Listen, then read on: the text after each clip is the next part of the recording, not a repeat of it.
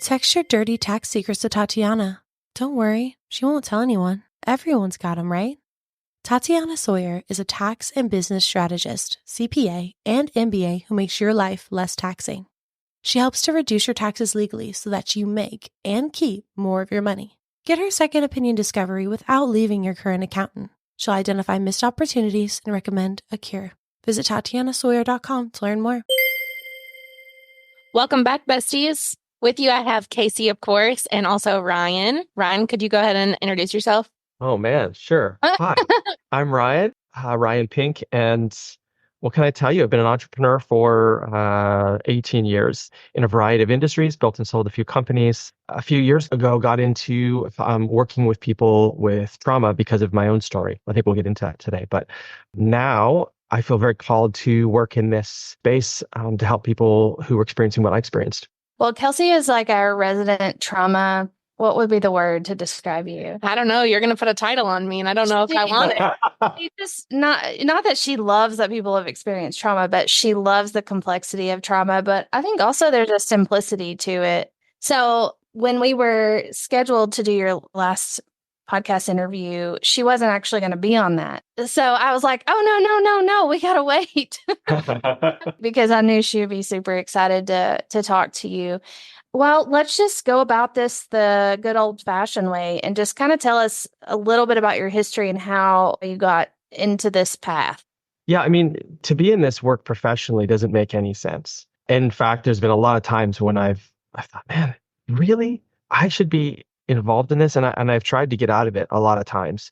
You know, working with trauma, it can be really hard, especially if you haven't learned the ability to sort of like not take on other people's stuff yourself. Hi, I'm Casey, and right here beside me is Kelsey. We are licensed professional counselors, mothers, entrepreneurs, and besties. We know firsthand what it's like to wake up one day and think, how in the heck did I wind up here? Through our own journeys of self-discovery, we found that joy is something that has to be pursued through internal work. Now we are on a mission to help women from all walks of life understand themselves more so they can have real lasting joy. Join us every Thursday to hear fun and insightful interviews with experts who can point you toward self-discovery and fulfillment. Like I said, I feel very called to do this work, and every time I try to get out of it, I keep feeling like, this is what I'm supposed to be doing. So my own journey is I was diagnosed in 2020 with acute and complex PTSD. Although I actually have a problem with a lot of diagnoses, I think we are over-diagnosing. I'm not a fan of the DSM-5. If you guys are, I'm sure you're familiar. I think we over-pathologize, 60 to 70% of the population, which I think is a travesty. But nonetheless, getting the diagnosis helped me to understand that what I was experiencing maybe wasn't ideal, even though I could feel it wasn't. Maybe that there was another thing available to me. And so that's when I started going on a journey of doing a lot of trauma healing. I spent $300,000 to try everything imaginable. At one point, I was doing 18 therapy sessions per week. Not advisable because it was either that or end my life. Mm-hmm. Yeah. Those were the choices. And I've got 6 children. So I was like, well, I better figure this out. And so I tried pretty much any therapy that anybody has ever heard of. I've probably tried it. And I spent $300,000, and one day I woke up and I realized that I felt way better. I didn't qualify for a diagnosis, quote unquote, of PTSD anymore.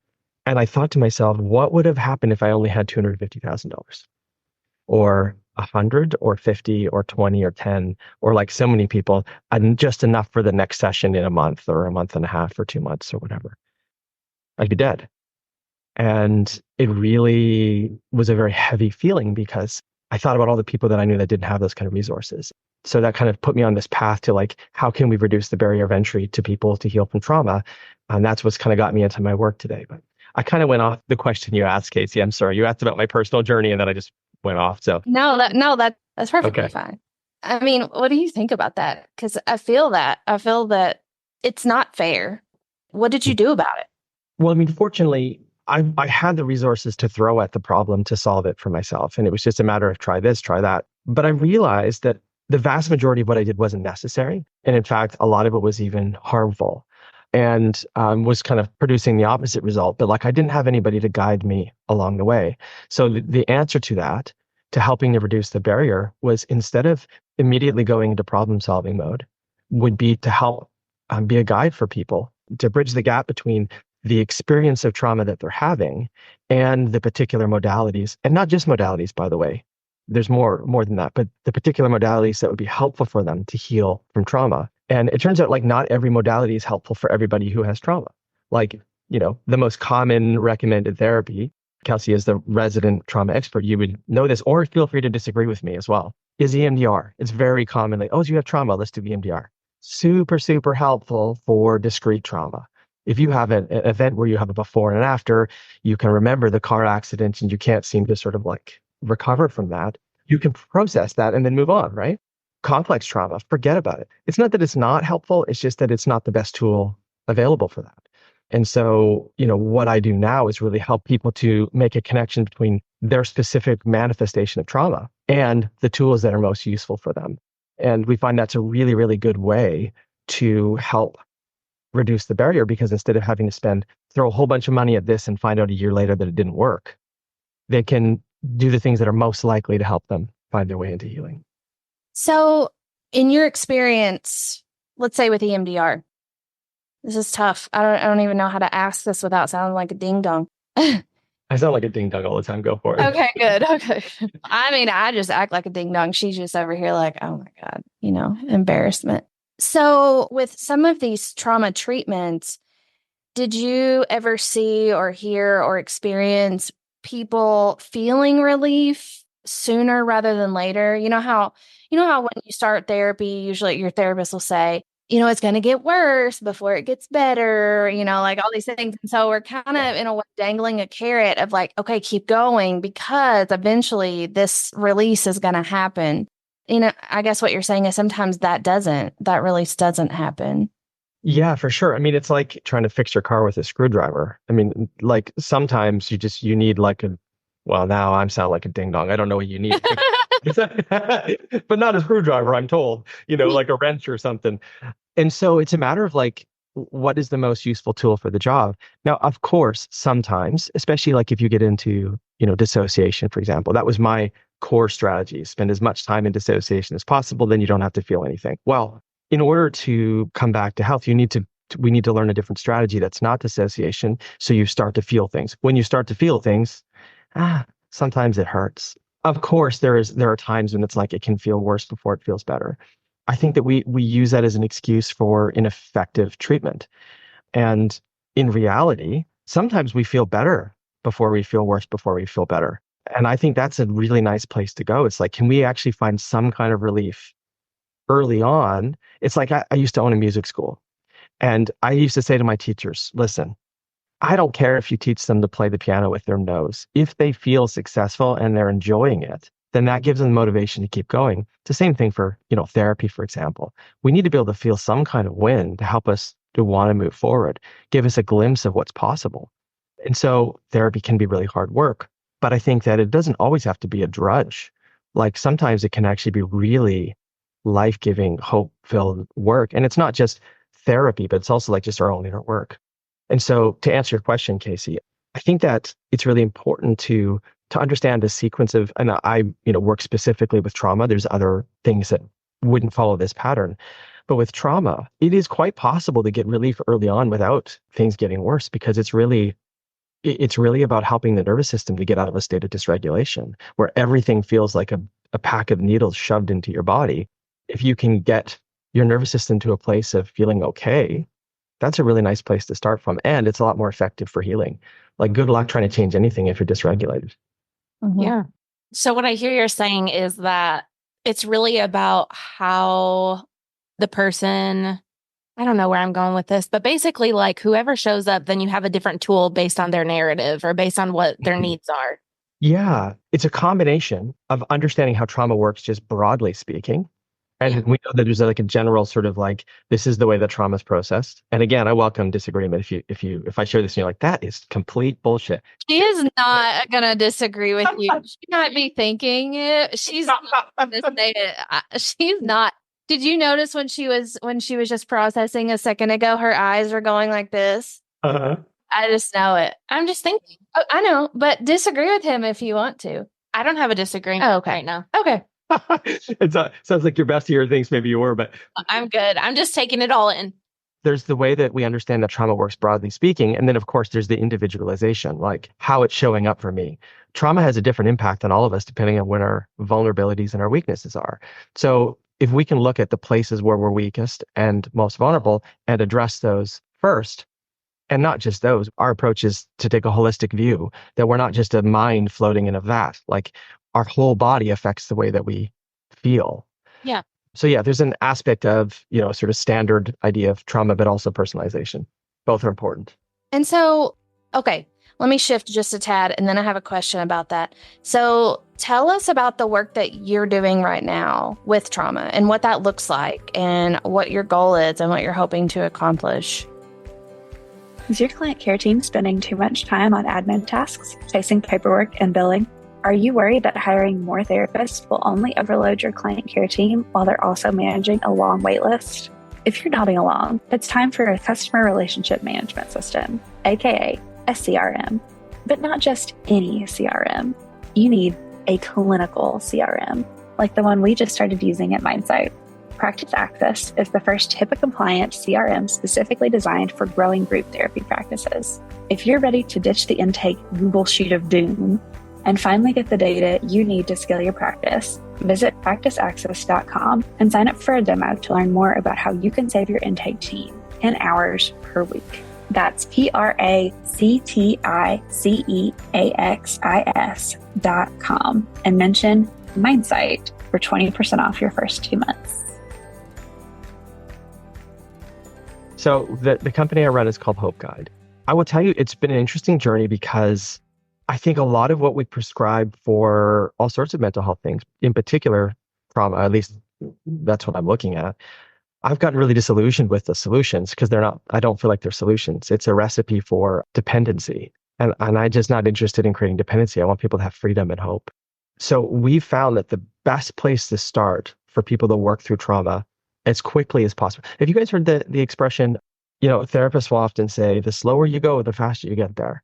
And I'm like, yeah, it sounds like an excuse for a bad treatment.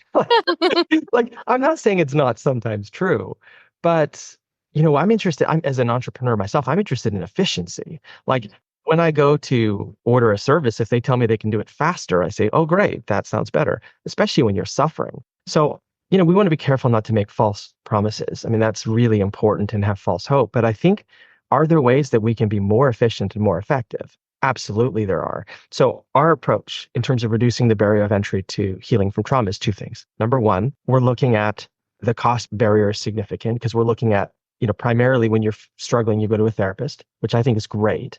But a therapist is not your healer. They're an accelerant to healing. I think we got to have that mindset of like, this can help me get there faster, but it's not the answer. The answers are all inside. That's my philosophical, take. The only person that can heal me is me. And the only person who can heal you is you. And when we try to outsource that to somebody else, we always end up disappointed. So there's the cost gap and there's the knowledge gap. And the knowledge is the hardest one because trauma is really complex. I mean, it's also really simple, but it's really complex to the average person. It's like, so I have to become a trauma expert in order to work through my trauma, or I just sort of cast an out to Google, find somebody near me and like hope that they happen to be A, a good therapist, B, a good fit for me, and C, they actually know what they're doing, and D, they're not just a hammer in search of a nail.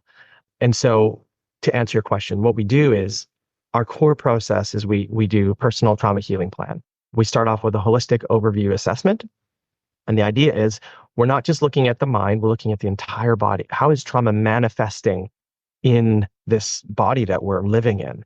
So they fill that out, we review it, usually spend an hour and a half reviewing it, coming up with sort of like, these are the themes that we're seeing. Then we spend a couple of hours with them, sort of digging into the things that seem of greatest interest. I'm actually not super interested in their story, but we will look at their story as well on occasion. And then we put together a personal trauma healing plan that's specific to their individual manifestation. And what we've been finding so far is that people are finding really quick results simply by matching them with the thing that's the most useful for them. And there's, a lot of therapy recommendations, but we're also looking at like, how can we reinforce a sense of safety in the body? So there's nervous system work. There's what we call the core 4, which is like, eating well, sleeping well, moving well, and connecting well. I mean, this isn't rocket science. You guys know this. We did those things well, we wouldn't have a mental health epidemic in this country. Because you have all this way to release all the bad things that you've experienced. So, and then we put together a 3 to 6 month plan for that particular client that gives them some sense of agency, where they can say, okay, these are the things that are most likely to be helpful. But one other component is we're not just looking at what are the therapies that are useful, but what are the mechanisms for healing? Like, I'm most interested in what are the mechanisms for healing, because we know that our bodies are wired for healing. Like, what did we do before we had psychotherapy? And that sounds like I'm not a fan. I am a fan. We sell that. Like, I'm a fan of psychotherapy. But what did we do before 150 years ago, before that existed? Like, we still had ways to heal, and we have natural mechanisms for healing. So the 4 core help with that. But also, the best therapies are just a mirror of our natural healing mechanisms, like EMDR, for example. EMDR is, we think it works by creating cross-hemispheric connections between the right and the left brain in the presence of a really big emotional experience. And then it helps us, these 2 different strategies. The right brain is like the creative, wild, sort of outside of the box thinking that allows us to approach this tough thing from one perspective. And the left brain is like ordered, structured approach. We bring those 2 strategies together through bilateral stimulation, cross-hemispheric connection, and voila, we start to see a reduction in our symptoms because we're able to process things. What did we do before EMDR came around? We went out for a walk with a friend, bilateral stimulation, and we had a conversation about the hard things that we were experiencing, tough emotional experience. Turns out we were wired for this. EMDR is just a way to accelerate that rather than a solution. I think so many times we jump to the future of what can we take, like what kind of prescription, what kind of medicine, what kind of technological thing can we do to heal ourselves and fix ourselves. And we forget that like what you said, we did all of this without any of that forever. You've been doing those things all along. And so I think that's awesome. Well, any future technology or therapy that we come up with, if it doesn't actually connect with our natural healing mechanisms, it doesn't work, right? Yeah. So the best kind of solutions, and you know this, Kelsey, I saw that you're into IFS, internal family systems. Yes. Right? I love that as a solution. I think it's really, really great. And yet, like Richard Schwartz, he didn't invent it. I mean, that's been around for a long, it comes up in our mythology, like from thousands of years. For all of human history, we've been doing that stuff. He just had a nice way to codify it. So, but once it's codified, you're like, oh, this is kind of the map. Then it can be a way to accelerate that process, which I think is beautiful. And I love IFS. I've done a lot of that kind of work. Yeah. Please tell me you're writing a book. I mean, are you writing a book? I am writing a book. Yes. Is it about all of this? Because I hope it is. Yeah. So the book is tentatively at the moment called How We Heal. And the idea is that I'm really, really interested not in, well, it's kind of like The Body Keeps the Score, but for like regular people, Bessel van der Kolk's book. And he really focuses on the methodologies and the modalities that are useful. I'm a lot more interested in like, what is the way that we actually heal naturally? And then what are, I would consider like those kind of therapies to be like digital, these are like the high impact kind of things, but like, what are the analogs to that we can access in our own life without, what if we don't even have enough money for therapy? Like, I want to help those people. I want them to say, you know what? I actually have everything I need right here within myself to heal. If I just could understand, if I could close that knowledge gap. So that's what the book is about, is helping. And then if you have the resources, then great, then you can accelerate. But the people who need, trauma healing the most are often the people that can afford it the least. And that just guts me. Mm-hmm. Mm-hmm. So I want to try and produce a solution to that problem. Your wheels are spinning, aren't they? Yeah. Yeah. I have a lot of thoughts in my head right now. Do you want to share? Can I ask you guys a question? Yeah. I'm going to present something to you to see. I want to see how you feel about this, both of you guys. Is that okay? Our chat with Ryan went just a little longer than usual, so we split it into 2 parts. Be sure to check us out next week for part 2. If you're enjoying our podcast and would like to hear more from us, leave us a review wherever you get your podcasts so we can keep making great content. Talk to you later, besties.